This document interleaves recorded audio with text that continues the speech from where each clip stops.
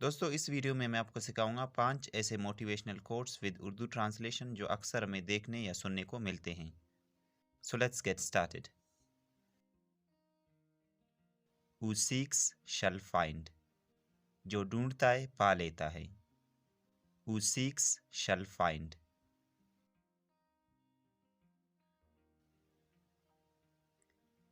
Fortune favours the brave, किस्मत बहादुरों का साथ देती है। Fortune favours the brave.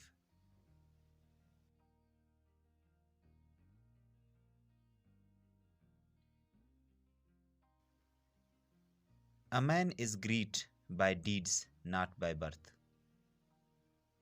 आदमी अपने कामों से अजीम बन जाता है, महान बन जाता है, जन्म से नहीं। A man is great by deeds, not by birth.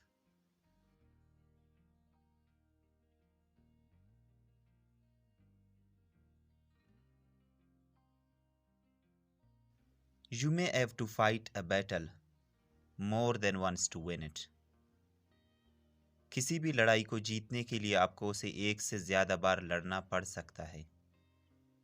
You may have to fight a battle more than once to win it.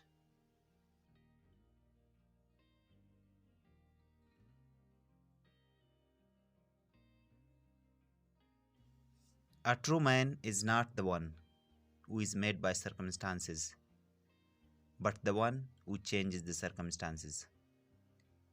इंसान वो नहीं जिन्हें आलात बदल देते हैं, इंसान वो है जो आलात ही बदल देता है। A true man is not the one who is made by circumstances, but the one who changes the circumstances.